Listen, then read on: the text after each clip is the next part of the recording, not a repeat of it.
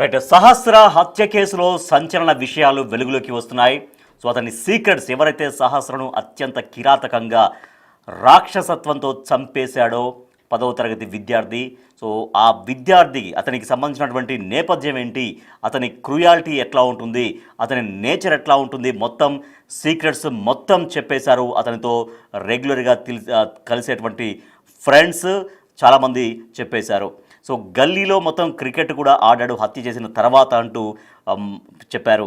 So ఇప్పటిదాకా అంటే ఒక 10వ తరగతి చదువుతున్నటువంటి విద్యార్థికి అంత క్రూరత్వం ఎట్లా వచ్చింది? మొదటి నుంచి కూడా ఒక క్రైమ్ సిరీస్లు ఎక్కువగా చూసేవాడు, ఫోన్లలో కావచ్చు, తర్వాత టీవీలలో, వెబ్ సిరీస్లలో కావచ్చు, ఎక్కువగా క్రైమ్ ఎక్కువగా చూసేవాడు అంటూ ఫ్రెండ్స్ చెప్తున్నారు. సో బిగ్ టీవీ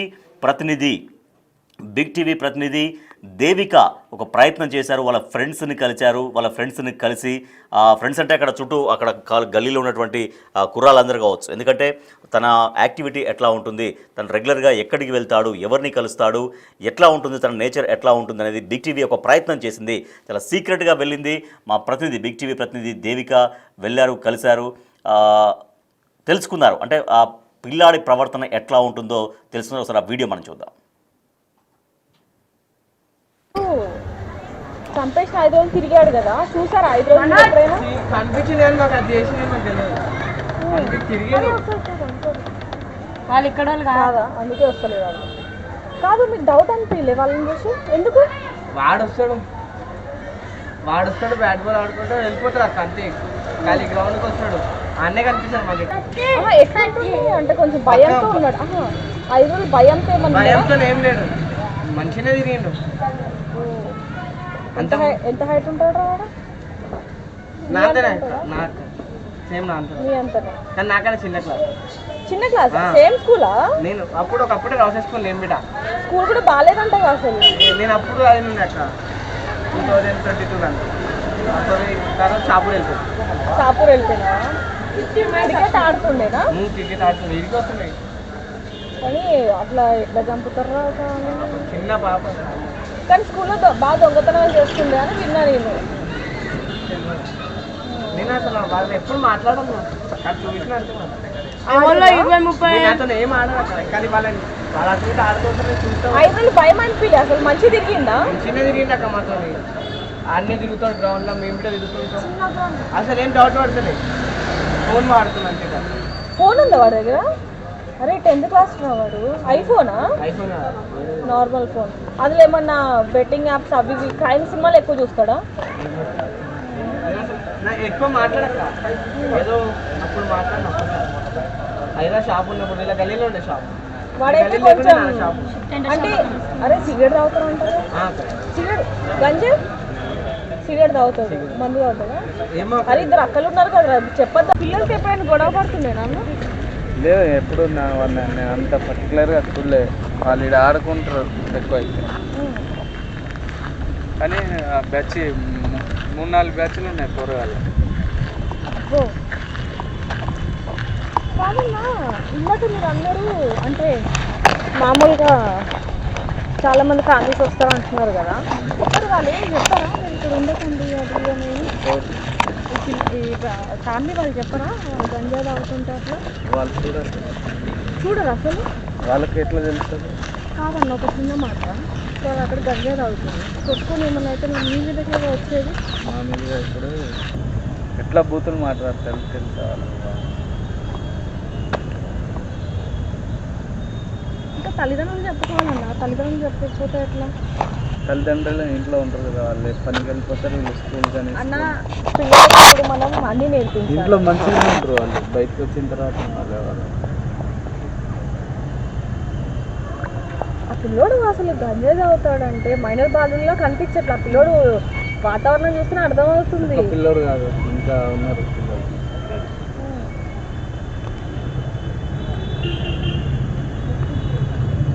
ఒకనైతే నేనే బెదిరించిన, వాడు బాత్రూమ్ వచ్చిందని మా దాంట్లోకి వచ్చి దాంట్లో ఇవి ఉంది కదా, ఇట్లా గల్లి చిన్న గల్లి పెద్ద చెట్లు ఉన్నాయి లోన, దాంట్లో లెట్రిన్ కూర్చొని ఆ సిగరెట్ తాగుతాను. అంటే పొగలు వస్తుంది, పొగ పోతే వాడితోనే వాడిని కొట్టి వాడితోనే తీపించిన. మరి అంత దారుణమా అన్న? మరి మీరు ఇక్కడ ఎవరికి కంప్లైంట్ ఇయ్యారా? ఏది ఇక్కడ సెక్రటరీ కానీ లీడర్ ఎవరికి కంప్లైంట్ ఇయ్యారా? ఇప్పుడు వాడు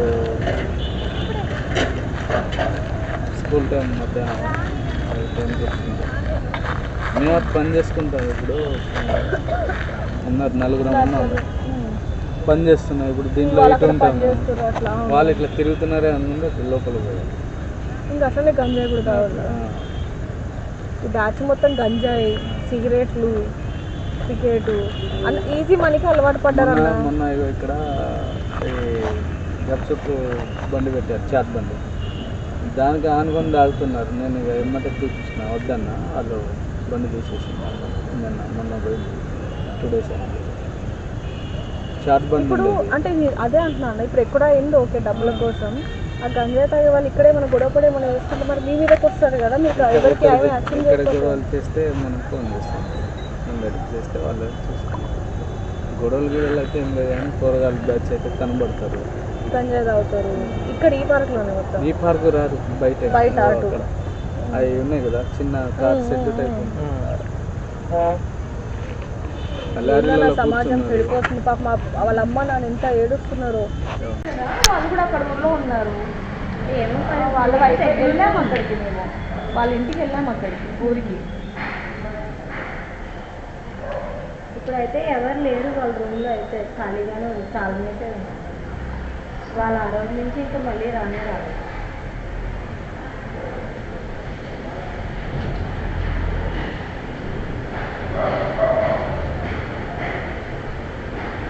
వాళ్ళిద్దరు ఏం పని చేస్తారమ్మా?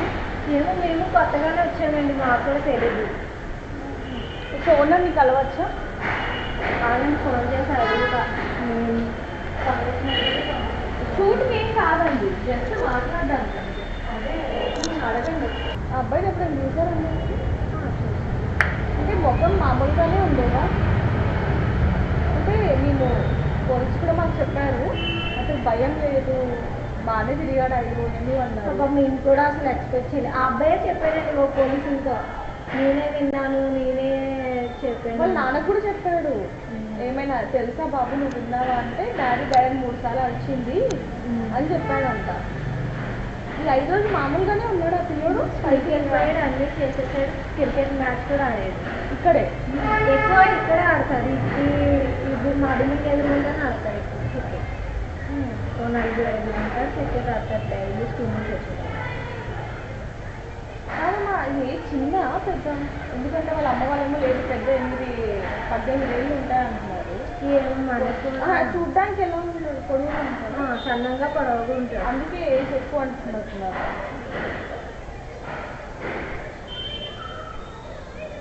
ఇంతకు ముందేమో ఉంది దొంగలించాలని రాశాడు, అది ఎప్పుడూ అయిపోయిందంటారు.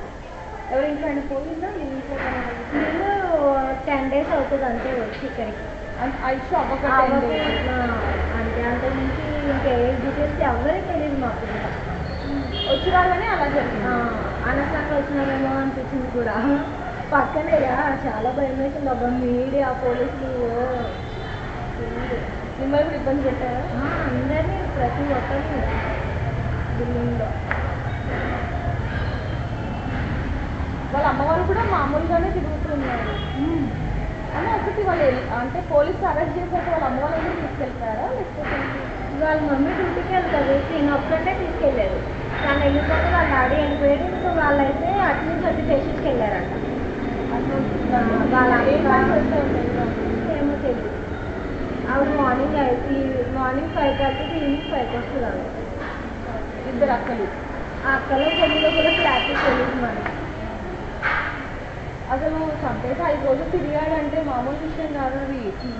మనం ఏదైనా చిన్న తప్పు దొంగతనం చేస్తే భయం.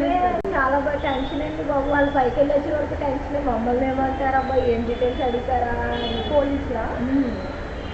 అసలు మాకే టెన్షన్. ఆ పిల్లడు అలా తిరిగాడంటే మేము అవ్వకైతే. అసలు ఇంత కూడా టెన్షన్ అనిపించలేదు అనిపించలో. ఆ అమ్మాయి చనిపోయిన 3వ రోజు కూడా అబ్బాయిని ఇక్కడే స్కూల్ నుంచి వచ్చిన తర్వాత ఎంక్వైరీ చేశారు. అసలు అబ్బాయిని అడిగారా? ఇక్కడే కిందే స్కూల్ నుంచి వచ్చినప్పుడు వాళ్ళు ఎంక్వైరీ చేస్తున్నారు, డీటెయిల్స్ రాసుకుంటారు అందరే. ఆ అబ్బాయి వస్తే ఆ అబ్బాయిని కూడా అడిగినారు. అసలు అంటే ఏం వినిపించింది నీకు, ఏ టైంలో వినిపించింది అని అడిగారు. వాళ్ళు కూడా అక్కడ ఊళ్ళో ఉన్నారు. ఏమో వాళ్ళ వయసు వెళ్ళాము అక్కడికి మేము. సో అది బిగ్ టీవీ ప్రతినిధి దేవిక అక్కడ వెళ్ళి కుకట్పల్లి దగ్గర వెళ్ళి ఎవరైతే హత్య చేశాడో సహస్రని, ముద్దులోలికే చిన్నారి సహస్రని అత్యంత పాశవికంగా హత్య చేశాడో ఆ వ్యక్తి గురించి, తనతో రెగ్యులర్గా తిరిగేటువంటి ఫ్రెండ్స్ని కలిసింది బిగ్ టీవీ ఎక్స్క్లూజివ్గా. అవే విజువల్స్ అంటే సీక్రెట్గా, అంటే ఒక గోప్యత పాటించింది బిగ్ టీవీ, ఒక గోప్యత పాటించింది. సో ఎందుకంటే వాళ్ళు చెప్తున్నారు కాబట్టి సార్ వాళ్ళ మొహాలు, వాళ్ళ ఫేసెస్ రివీల్ చేయొద్దు అన్న ఉద్దేశంతో ఇక్కడ బిగ్ టీవీ వాళ్ళ ఫేసెస్ రివీల్ చేయలేదు. కేవలం సమాచారం తెలుసుకుంది. సో సమాచారం తెలుసుకుని అంటే తన నేచర్ ఎట్లా ఉంది, సో మనం చూసాం స్వయంగా ఆ ఫ్రెండ్స్, తనతో పొద్దున్న లేస్తే తిరిగేటువంటి ఫ్రెండ్స్ ఏం చెప్తున్నారు.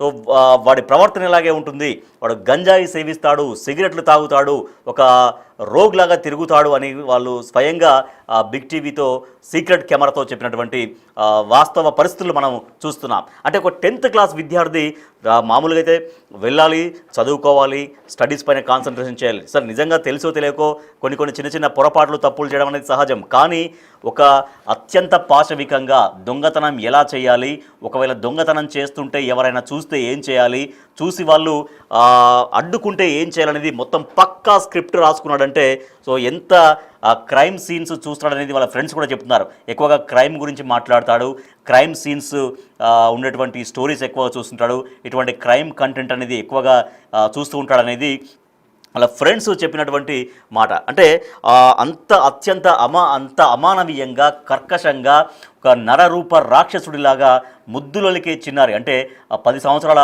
పాప అంటే ఆ ఇంట్లో ఒక పండగ వాతావరణం ఉంటుంది, ఆ ఇంట్లో ఒక సందడి ఉంటుంది. ఆ అమ్మాయి మాట్లాడే ముద్దు మాటలతోటి వాళ్ళ తల్లిదండ్రులు చాలా ఆనందం, చాలా సంతోషం, ఆ కుటుంబం ఉంటుంది. అటువంటి సంతోషాన్ని చిదిమేశాడు. ఒక పాలబుగ్గల పసి అమ్మాయిని, పసి ప్రాణాన్ని అత్యంత కిరాతకంగా చంపినటువంటి ఆ కిల్లర్. సో మీరేమనుకుంటున్నారు, ఈ గంజాయి బ్యాచ్ వల్లే వాడు ఈ రకంగా తయారయ్యాడా? మీరేమనుకుంటున్నారు?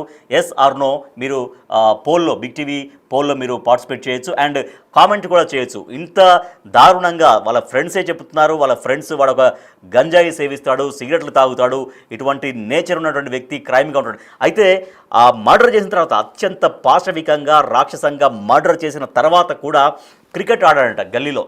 సో ఆ ఫ్రెండ్స్ తోటి వచ్చి క్రికెట్ ఆడాడు. మామూలుగా చిన్న తప్పు చేస్తేనే, చిన్న పొరపాటు చేస్తేనే మనకు తెలుస్తుంది, అంటే భయం అవుతుంది.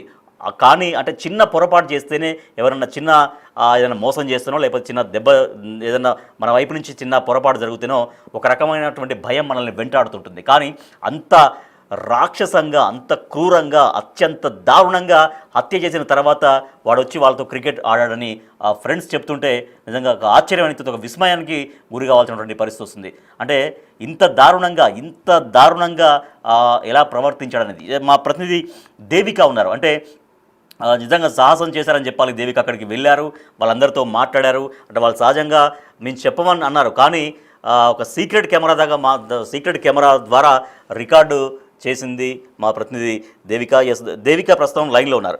దేవిక, మీరు వెళ్ళారు, నిజంగా చాలా అభినందనలు మీకు. ఎందుకంటే చాలా పెద్ద ఎఫర్ట్ పెట్టారు, మీరు వెళ్ళారు, వాళ్ళని కలిశారు, వాళ్ళ దగ్గర నుంచి సమాచారం తెలుసుకున్నారు. సో వాళ్ళతో మాట్లాడుతున్నప్పుడు ఏమనిపించింది దేవిక? అంటే వాడి నేచర్ ఇట్లా ఉంది అని చెప్తున్నప్పుడు ఏమనిపించింది? ఇంకా యాక్చువల్గా మనం చాలా వరకు ఇంకా కొంత కట్ చేసామని చెప్పాలి. సో వాళ్ళతో మాట్లాడుతున్నప్పుడు మీకు ఏమనిపించింది వాళ్ళు చెప్తున్నటువంటి ఇన్ఫర్మేషన్ వింటుంటే?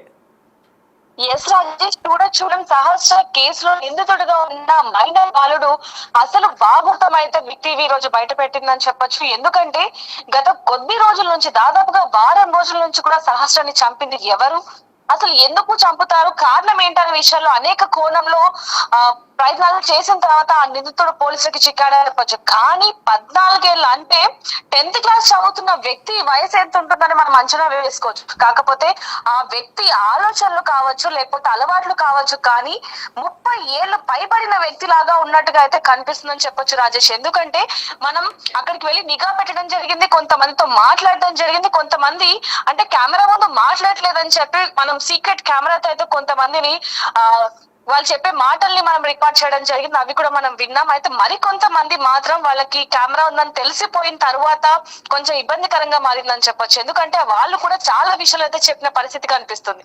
గంజాయి తాగుతాడు, సిగరెట్లు తాగుతాడు, మద్యం సేవిస్తాడు, ఇంకోటి ఫ్రెండ్స్ పట్ల దురుచుగా ప్రవర్తిస్తారు, అమ్మాయిల పట్ల అసలు మర్యాద కూడా లేకుండా ప్రవర్తిస్తారు అంటూ కూడా అక్కడ ఉన్న స్థానికులు